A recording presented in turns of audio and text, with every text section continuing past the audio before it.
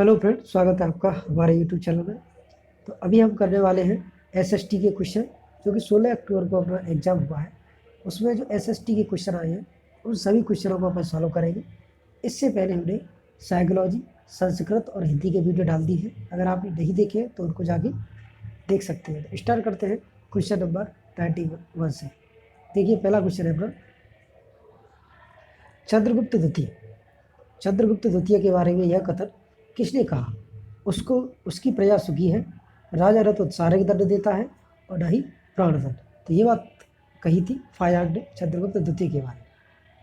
Question number 92, अगर कोरवाट का प्रसिद्ध मंदिर कहाँ स्थित है? तो ये मंदिर स्थित है कम्बोज में। तो ऑप्शन नंबर सी इसका आंसर हो गया। क्वेश्चन नंबर 93, देखिए हर्षवर्धन के बारे में।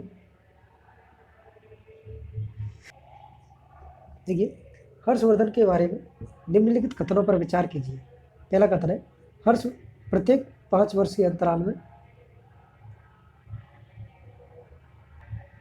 प्रयोग में एक सभा का आयोजन करता था। यानी पहला ऑप्शन है कि हर्ष प्रत्येक 5 वर्ष के अंतराल में प्रयाग में एक सभा का आयोजन करता था। दूसरा है, हर्ष ने हर्षचरित पुस्तक की रचना की थी। तीसरा है, हर्ष ने नालंदा विश्वविद्यालय के लिए 100 गांव दान दिए। ठीक है, तो ऑप्शन इसका अपना सही हो जाएगा ऑप्शन नंबर 3 सी, यानी पहला और तीसरा सही है इसमें आंसर। पहला और तीसरा जो दूसरा है वो गलत है। चलते हैं क्वेश्चन नंबर 94। देखिए, संकलनकालीन प्रसिद्ध लेखक अमीर खुसरो निम्न में से किसके शिष्य थे? तो ये जो शिष्य थे वो थे अपने हजरत निजामुद्दीन औलिया, यानी ऑप्शन नंबर डी अपना आंसर हो जाएगा। क्वेश्चन नंबर 95, क्वेश्चन नंबर 95 पे चलते हैं अपन। देखिए क्वेश्चन है कि जयदयाल व मेहराब खान ने राजस्थान के किस नगर में 1857 ईस्वी की क्रांति के दौरान क्रांतिकारी का नेतृत्व किया? ठीक है, तो 95 का आंसर हो जाएगा ऑप्शन नंबर 4 यानी डी, कोटा में किया था। क्वेश्चन नंबर 96 देखिए कि शिशुपाल वधम नामक पुस्तक की रचना किसने की है? तो ये आपको पता होगा, महाकवि माघ ने की है। तो ऑप्शन नंबर 20 का आंसर हो जाएगा। क्वेश्चन नंबर 97 पे चलते हैं। देखिए कि चक्रपाणी मिश्र निम्न में से किस शासक के दरबारी थे? तो ये दरबारी थे महाराणा प्रताप के, यानी ऑप्शन नंबर ए इसका आंसर हो जाएगा।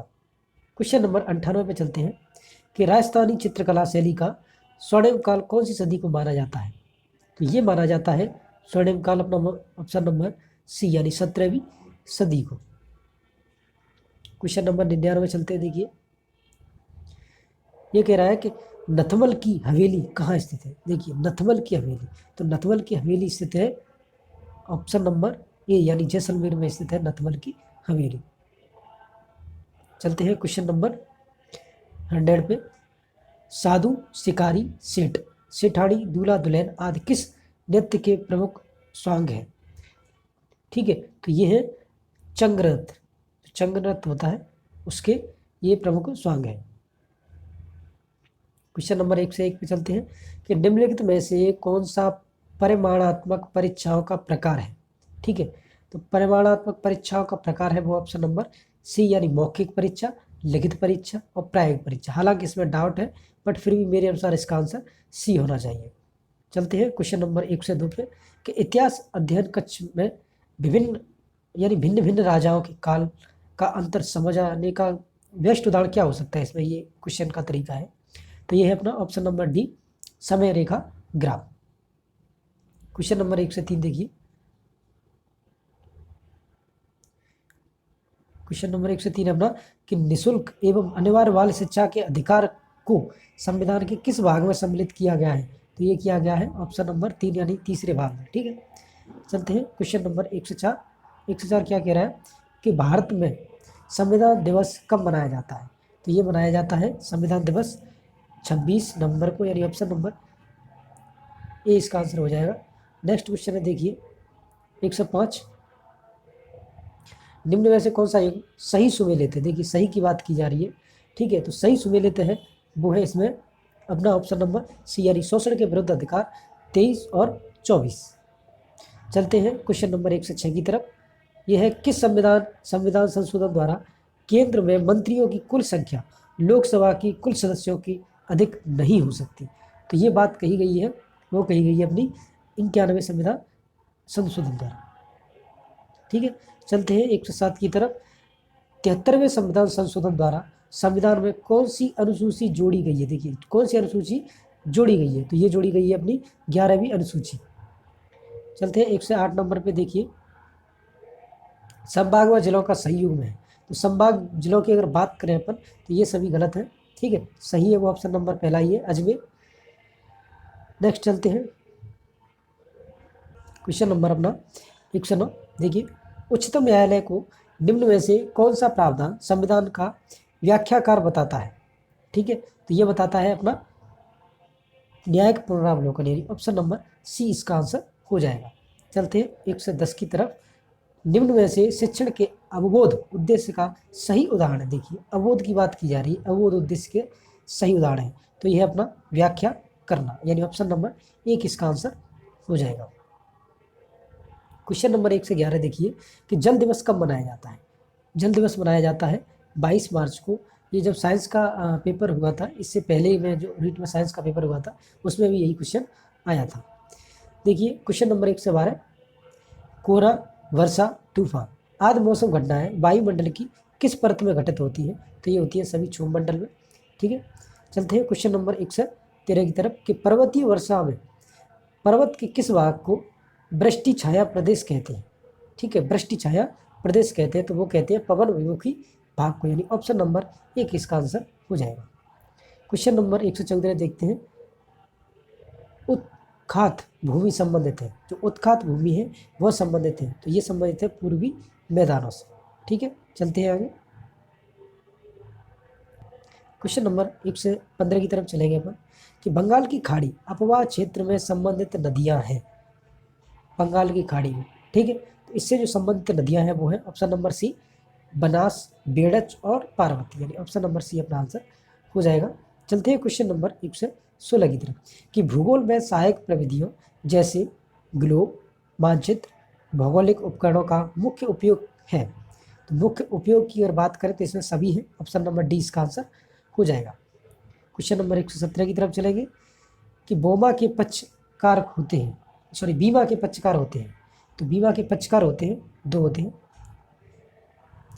ऑप्शन नंबर ए इसका आंसर हो जाएगा। क्वेश्चन नंबर 1 से 18 की अगर तरफ चले अपन कि सहकारी समिति का पंजीयन कराना है, सहकारी समिति का पंजीयन कराना है, तो ये है अपना एच, यानी ऑप्शन नंबर सी इसका आंसर हो जाएगा। क्वेश्चन नंबर 1 से 19 की तरफ चले अपन कि उपभोक्ता विवादों के निपटान की अवस्था तंत्र है, तो इसकी जो अवस्था तंत्र है वो है त्रिस्तरीय। ठीक है, नेक्स्ट है क्वेश्चन नंबर 1 से 20 कि रिजर्व बैंक ऑफ इंडिया का मुख्य कार्य है। अगर रिजर्व बैंक ऑफ इंडिया की बात करें तो इसका जो मुख्य कार्य है वो होता है पत्र मुद्रा निर्गमन, यानी ऑप्शन नंबर डी इसका आंसर हो जाएगा। चलते हैं क्वेश्चन नंबर 121 की तरफ। सिंधु सरस्वती सभ्यता से संबंधित निम्नलिखित कथनों पर विचार कीजिए। आपके लिए 3 कथन दिए गए हैं, उन पर विचार करना है और उनमें से आपको सही छांटना है कि इनमें से कौन सा सही है। तो इसमें से जो सही है वो है पहला, दूसरा और तीसरा, यानी ऑप्शन नंबर डी इसका आंसर हो जाएगा। चलते हैं 122 की तरफ।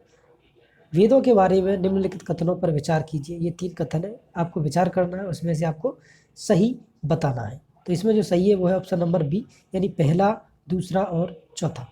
ठीक है, ऑप्शन नंबर बी इसका आंसर हो गया। नेक्स्ट क्वेश्चन है देखिए कि बौद्ध धर्म में किस घटना को महाविनिष्क्रमण कहा जाता है? तो ये कहा जाता है गृह त्याग को कहा जाता है महाविनिष्क्रमण, यानी 123 में ऑप्शन नंबर ए अपना आंसर हो जाएगा। चलते हैं क्वेश्चन नेक्स्ट की तरफ। 124 है देखिए कि अशोक ने तृतीय बौद्ध संगति का आयोजन कहाँ किया था? तो तृतीय बौद्ध संगति का आयोजन किया था उसने पाटलिपुत्र में, ऑप्शन नंबर सी। अब चलेंगे 125 पे। तो देखिए मगध महाजनपद से संबंधित निम्नलिखित कथनों पर विचार कीजिए। ये 3 कथन है जिन पे आपको विचार करना है, इनमें से आपको सही देखना है कि सही कौन कौन से हैं। तो इसमें से जो सही है वो है अपने केवल पहला, यानी ऑप्शन नंबर 1 ही इसमें सही है।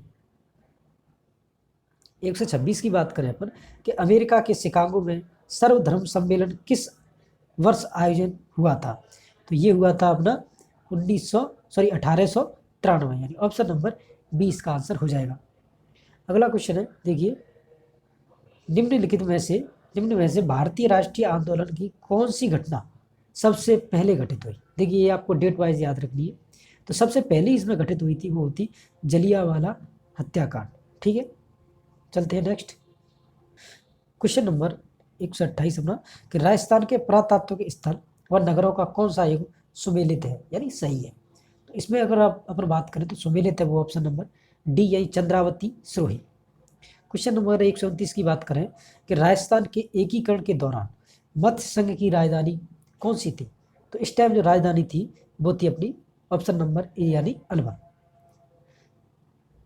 130 की तरफ चलते हैं कि निम्न में से कौन सा क्रांतिकारी आजीवन अंग्रेजों की पकड़ में नहीं आया। तो जो आजीवन नहीं आया पकड़ में वो था अपना जोरावर सिंह बारहट, यानी ऑप्शन नंबर सी इसका आंसर हो गया। 131 क्वेश्चन कि निम्न में से कौन सा वाद्य यंत्र अवनद श्रेणी में आता है। ठीक है, अवनद श्रेणी में कौन सा आता है, तो वो आता है अपना मादल, ऑप्शन नंबर ए इसका आंसर हो गया। 132 की तरफ चलते हैं कि निम्न में से किस दुर्ग का निर्माण परमार राजाओं धारवर्ष और मुंज ने करवाया था। तो इसका निर्माण करवाया था जालोर जो दुर्ग है उसका निर्माण इन राजाओं ने करवाया था। ठीक है, क्वेश्चन नंबर 133 की तरफ चलेंगे। ये कह रहा है 1889 ईस्वी में निम्न में से कहाँ पर राजपूत हितकारिणी सभा का गठन किया गया था। राजपूत हितकारिणी सभा का गठन कहाँ किया गया था, तो ये किया गया था अजमेर में। ठीक है, ऑप्शन नंबर एक इसका आंसर हो गया। क्वेश्चन नंबर 134 देखते हैं कि अलाउद्दीन खिलजी ने किस वर्ष देखिए अलाउद्दीन खिलजी ने किस वर्ष रणथंभौर पर अधिकार किया, तो ये जो टाइम था वो था 1301 ईस्वी। क्वेश्चन नंबर 135 की 35 पर चलते हैं कि बी.एस. ब्लूम के अनुसार मूल्यांकन आयाम हेतु 3 आवश्यक परिस्थितियां हैं। ठीक है, तो ये जो परिस्थितियां हैं वो हैं शैक्षिक उद्देश्य, अधिगम के अनुभव और व्यवहार परिवर्तन।